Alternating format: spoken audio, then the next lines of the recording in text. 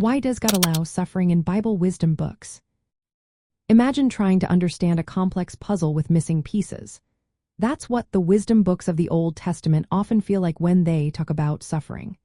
They don't give simple answers. Instead, they show us that suffering is part of life's journey, something that interacts with God's plans, human choices, and the nature of existence itself.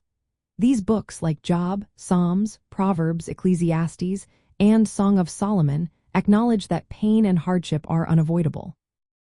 Ecclesiastes, for example, reflects on how life can seem pointless and unpredictable, yet it encourages us to find meaning despite these struggles.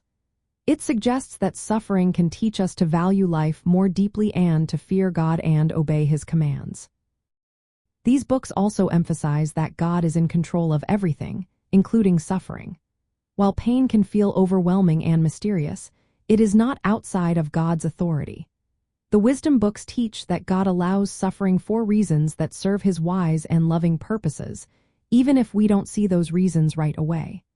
They show us that suffering can be a form of discipline, meant to shape our character and teach us obedience.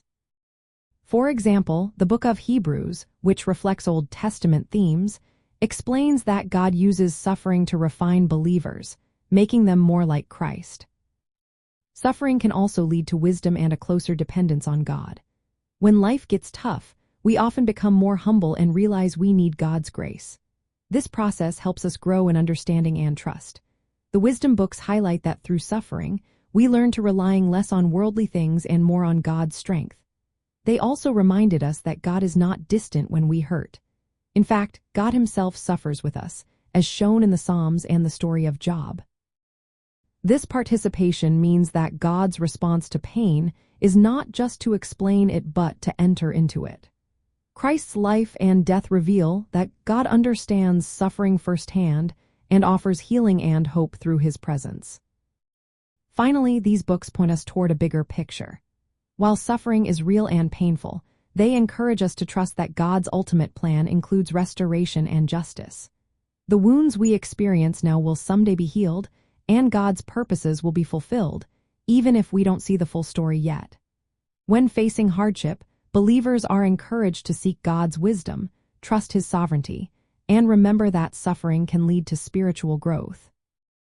The wisdom books invite us to be honest with God about our pain and questions, knowing that He suffers with us and that His victory over suffering gives us hope and reassurance. This honest approach helps us see suffering not just as a problem but as part of a larger process that leads to a deeper trust in God's loving care.